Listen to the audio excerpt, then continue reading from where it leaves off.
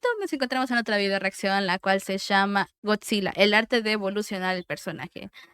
Todos los créditos respectivos va al canal de cómics y otros pormenores.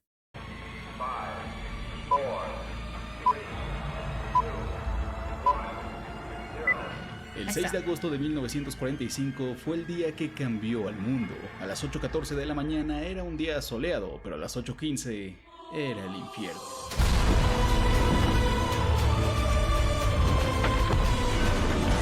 No, ¿por qué? ¿Por qué empezamos así? Dice, técnicamente cada que tengas un nuevo avatar es como evolucionar, ya que es un ser digital.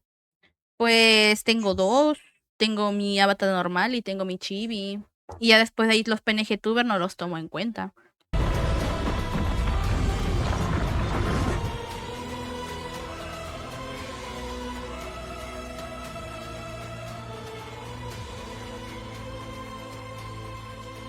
En 1945 se propagó el terror más grande que ha presenciado la humanidad, en el que con un solo destello, un poder de lo más cercano a lo ficticio arrasaba con todo a su paso, dejando nada más que escombros, polvo, cenizas y sufrimiento. Hiroshima, una ciudad de en ese entonces con más de 380,000 habitantes, se estima que después del ataque quedaron aproximadamente 250,000 personas, de las cuales días o incluso horas después, muchas iban perdiendo la vida debido a las partículas radioactivas que dejó la explosión. El 15 de agosto de Chale, men. Soy es un Digimon Sayamon, no, porque Nagasaki. 1945, tras las bombas de Hiroshima y Nagasaki, Japón presentó su rendición. La rendición oficial se firmó el 2 de septiembre. Estados Unidos y Japón, junto a un discurso de moral y esperanza, a bordo del USS Missouri en la bahía de Tokio, ponían fin así a la Segunda Guerra Mundial. Mientras que un país regresó a casa festejando, el otro, junto a su sufrimiento, cambió al mundo. Al punto de que desde ese día ningún otro país se ha atrevido a usar una bomba atómica en un conflicto armado debido a las consecuencias de eso, de no solo la Horrible. destrucción masiva que puede provocar eso, sino también de implicar terror y un sufrimiento deshumanizado que se quedará en la historia de la vida humana, sufrimiento que vivió el país de Japón, sufrimiento el cual fue inmortalizado en un personaje.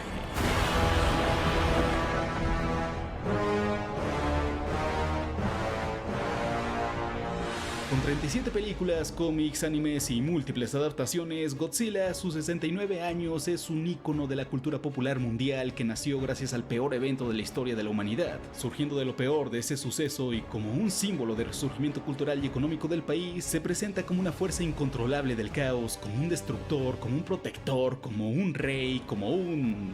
sea lo que sea que es eso, hasta como un tesoro nacional, siendo el perfecto Ala, ¿cómo que es un tesoro nacional? Godzilla ahora es un Digimon. Sí, sí, sí, true.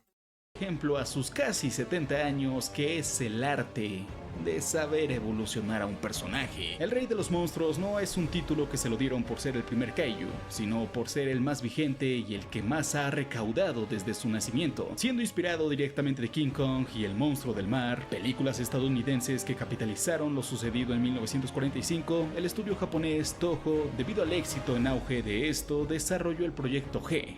No por Proyecto Godzilla, sino que la letra G era de gigante. El estudio estaba planeando su propia película con un kaiju, pero tenía que ser un original. El primer concepto del personaje lo muestran como un pulpo mutante con ojos en sus tentáculos. Esa idea fue rápidamente descartada a favor de un diseño más similar a dinosaurios y reptiles, naciendo así.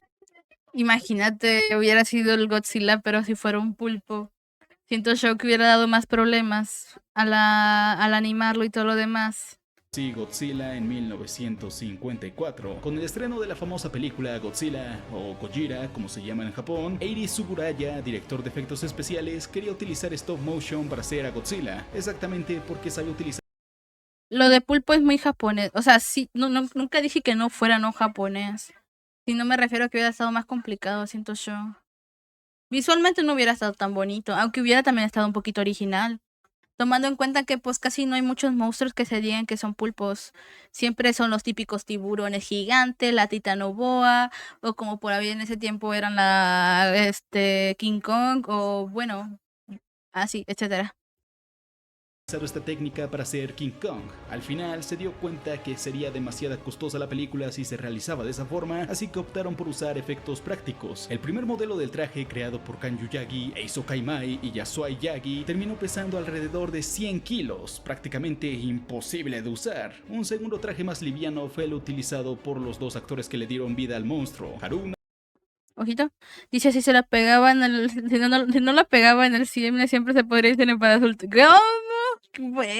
¿Por qué tocan temas que no? Nakajima y Katsumi Tezuka. Aún así, este traje ocasionó que Nakajima se desmayara en varias ocasiones y entre escenas por le seguro daba quitaban el calor. equivalente a media taza de sudor. Cuando se estrenó, las películas de ciencia ficción y monstruos eran marginadas críticamente. Su director Ishiro Honda decidió darle un tono más serio, similar a un documental por esta razón. Ishiro Honda había luchado en la guerra y tanto él como el guionista Shigeru Kayama eran muy críticos sobre el uso de armas nucleares. Sus perspectivas se reflejan en la película con un Godzilla similar a un dios de la destrucción sin otra motivación más que destruir todo a su paso, como una bomba nuclear. Es una película bastante oscura y dramática que se enfoca más en lo que viven las víctimas de los desastres del monstruo que en el propio monstruo. Precisamente se hizo como una metáfora a lo que vivió la sociedad japonesa y la representación del miedo que sufrió después de las bombas de Hiroshima y Nagasaki. La película resultó un tremendo éxito en todo el país de Japón, tanto que cuando llegó al mundo entero, en países como Estados Unidos hicieron escenas agregándolas a la película, cambiando varias cosas como el mensaje antiatómico, cambiando o de plano eliminando subtramas, hasta hicieron escenas que incluían actores estadounidenses para agregarlos a la película. Una segunda película salió un solo año después, en 1955, pero el verdadero éxito mundial fue en King Kong contra Godzilla en 1962, dándonos momentos memorables como este, debido a que Kong era visto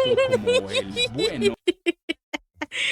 ¿Qué rayos? King Kong metiéndole una rama en la boca a Godzilla, buenísimo, qué rayos. En ese entonces, mientras que Godzilla era visto como el malo, salieron dos versiones de la película, una para Japón y otra para Estados Unidos. Sea como sea, en ambas películas el macaco se lleva la victoria, o al menos eso se da a entender cuando es el único que sale del agua. Así se dio entrada a la etapa Showa, de 1954 hasta 1975. En un principio a Godzilla se le veía como una amenaza, pero posteriormente pasa a ser defensor de Japón a luchar contra la amenaza de otros monstruos. Esto ayudó a la franquicia de Godzilla, que debido al éxito que estaba haciendo, no tardó en llegar toda la mercancía y debido a la necesidad de vender juguetes, volvieron a Godzilla más caricaturesco para que pudiera ser consumido entre los niños. Es por eso que en películas posteriores como Son of Godzilla de 1967, Godzilla's Revenge de 1969, ¿Cómo que Godzilla tuvo un hijo?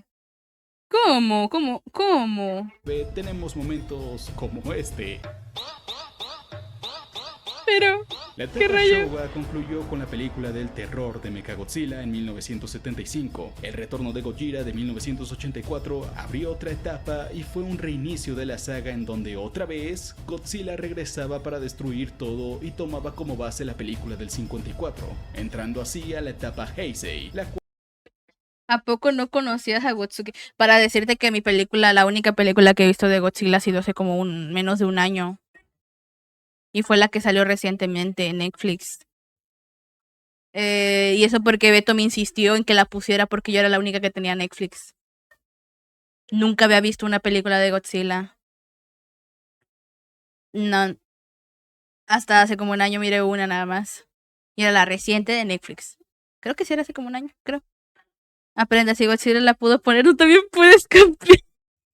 Esa es muy buena enseñanza.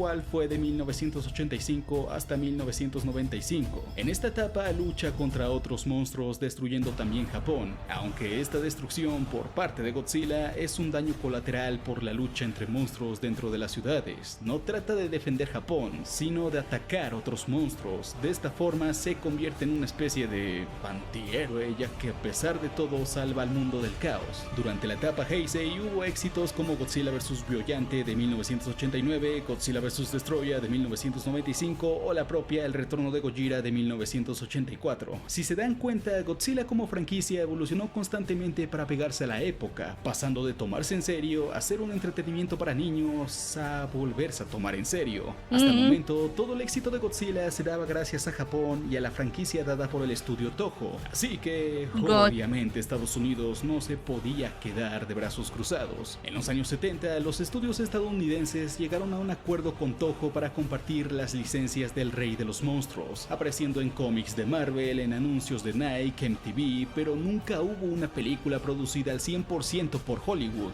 hasta que TriStar Pictures, productora perteneciente a Sony, adquirió los derechos en 1992. Contrataron a Roland Emmerich debido a su trabajo en el Día de la Independencia y en 1998 llegó la primera película de Godzilla producida en su totalidad por Hollywood. Fracasó. No solo fracasó. Fracasó. Úngale, no que tanto Hollywood. Se fue todo al chute.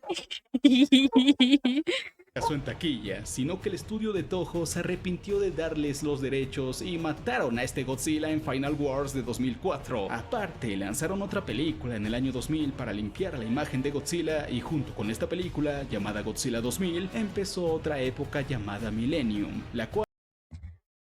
O sea, el peor error que pudo haber hecho es haber vendido los derechos, weón. Literal, ese fue el peor error que hicieron. La única película que tocó Hollywood fue de la chingada. Eso habla mucho, ¿sabes? Pero bueno. No sigue una estructura como las dos anteriores, solo son historias independientes, pero pasó algo.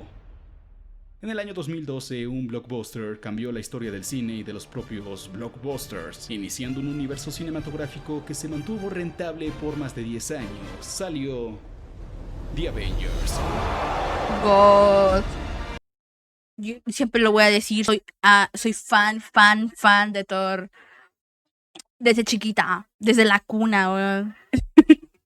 Siempre fui fan de Thor. No sé qué le vi. Supongo que porque era un vikingo, weón. Ay, no sé, weón. O supongo que siempre he tenido una tentación por los personajes de cabello largo. Rubio no, el único que no me gustaba porque era rubio, pero bueno. El peor error fue hacer un dinosaurio y cosas raras y no Godzilla. True. ¿Sos fan de Thor o de su actor? No sé nada del actor. No sé nada del actor. Me gusta Thor, el personaje.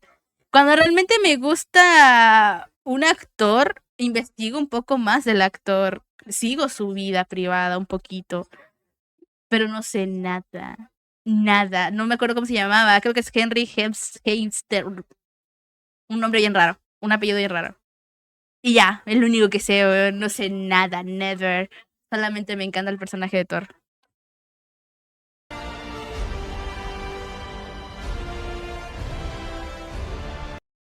Al que sí sigo y me encanta el actor es el que hace a Tony Stark. Uf. Obviamente el de Iron Man. Ay. Yo me sé toda la historia de lo del actor. De cómo llegó a tocar la cárcel, weón. Cómo en Hollywood nadie le quiso dar la oportunidad hasta que le dieron un papel. Y la rompió. Qué bonito es jugar Project Zombie con amigos. Te odio. Te odio, Gusi. Te odio. Esto, como lo vimos con DC, con Universal y con cualquier franquicia de blockbusters, incitó a que los estudios crearan su propio universo cinematográfico, y para Toho no fue la excepción, trayendo por fin el imperio de Godzilla en el occidente, 14 años después del fracaso de Godzilla producido por Hollywood. Es que el Godzilla de Hollywood es una wea bien rara, weón. O sea, sí se parecía más a un dinosaurio, pero ¿qué carajo será eso? Toho se asoció con Legendary Pictures y así llegó Godzilla de 2014. Con un presupuesto de 160 millones de dólares, esta película logró recaudar 529 millones, convirtiéndose en un le fue éxito bien. inmediato. La mayor crítica que tuvo es el enfoque humano que tenía, el cual era muy sobreexpositivo, pero se apreciaba el cómo se retomaba la esencia clásica de Toho. En 2016 llegó Shin Godzilla, que regresó aún más a las raíces del personaje como lo era la película del 54, convirtiéndose en otro éxito de parte de Japón. En Hollywood, pese al mediano fracaso en taquilla que fue King of the Monsters, en plena pandemia, todos se reunieron para ver la revancha del siglo, Godzilla vs. Kong. Pero, a diferencia del primer enfrentamiento, aquí... ¿Por qué ponen a volver a poner ese clip? Es que es buenísimo. Debería de ver, pero esta película, la primera de King Kong vs. Godzilla, weón. Seguro me voy a hacer un cague de risa, weón. Es que es insuperable esa escena de cómo Kong le mete una rama en todo el hocico a Godzilla. Es buenísimo. Perdió Kong. Lo que se destacó de esta película es, aparte del enfrentamiento, es que los productores entendieron que, a diferencia del público japonés, el público general se interesaba más por los monstruos que por las subtramas enfocadas en los humanos. Fue lo mismo por lo que tuvo éxito la época Showa, que se terminó convirtiendo en un entretenimiento infantil exitoso. Este fue el motivo del éxito de la siguiente película, Godzilla y Kong, el nuevo imperio, el cual retoma la esencia de la época Showa Que la volará por Egon. sin caer en lo tan ridículo de aquella época. Una película que no trata de huir de su pasado, sino que se inspira en él para hacer las cosas mejor, hacer las cosas tan bien que se terminó convirtiendo en la película más exitosa de este universo, recaudando 570 millones de dólares, manteniendo vigente una vez más a la lagartija gigante. ¿Cuál es el secreto detrás de esto? ¿Cómo pudo haberse mantenido vigente un personaje que tiene más de 70 años cuando otros íconos populares o han fracasado en el intento o simplemente no los dejan brillar? Pues es simple, saber evolucionar. Godzilla como personaje representa el holocausto nuclear. Las escamas de su cuerpo tienen patrones que referencian las cicatrices que presentaban los sobrevivientes de los ataques de Hiroshima y Nagasaki. El perfecto ejemplo de lo que es el arte. Plasmar un mensaje en una obra para tomar conciencia. Parte de su éxito como personaje radica en servir como una alegoría de las armas nucleares y funcionar como una advertencia acerca de sus peligros. Lo que lo vuelve atractivo como personaje es que cada entrega dentro de este personaje contiene metáforas representativas del momento en que se lanzan estas armas. Algunas veces lo terminan haciendo tan bien que hacen obras maestras de escenas. Esta película no es nada de eso, pero es lo otro. Monstruos, no pretende nada más, no pretende ser nada más, se enfoca en lo que quiere ofrecer y lo hace muy bien. ¿Qué es lo que quiere ofrecer? Solo una película entretenida llena de madrazos con monstruos gigantes. ¿Lo hace bien? De sobra. Tratan de humanizar a Kong, pero aún así lo hacen ver como lo que es, un animal que sobrepone la ley del más fuerte y la evolución natural. Pero fuera de eso es un espectáculo comercial muy bueno. ¿Esto es bueno? Diría que sí, porque como lo dijimos hace un rato, de Godzilla como franquicia hemos gozado de varias adaptaciones que se toman en serio o no tan en serio, mientras que otras franquicias llevan años manteniéndose en un status quo para ser vigentes. La de Godzilla entiende a su público y ofrece lo que piden en distintas maneras. Godzilla es un personaje que ha pasado por todo. Puede ser esto, o también puede vencer al jodido Superman. Productos como estos, que van dirigidos hacia una audiencia que sabe lo que quiere, son los que se disfrutan. Puede llegar a cansar, eso sí, y ya le pasó. Y también justo es lo que le está pasando a Marvel. Entonces, ¿qué toca? Evolucionar.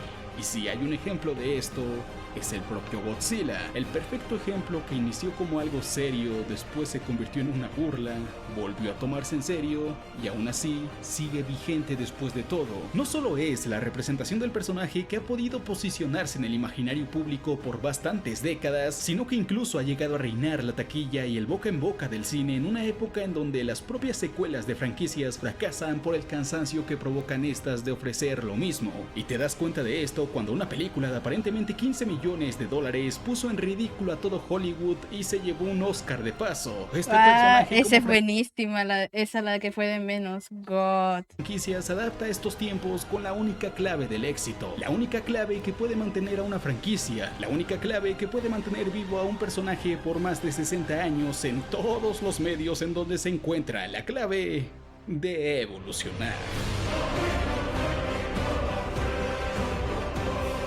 Es buenísimo el video. Cómo lo narró. Y me encantó que hayan puesto varias veces el clip de donde como Kong le mete una rama por toda la boca a Godzilla. Está buenísimo, está buena, nice, piola.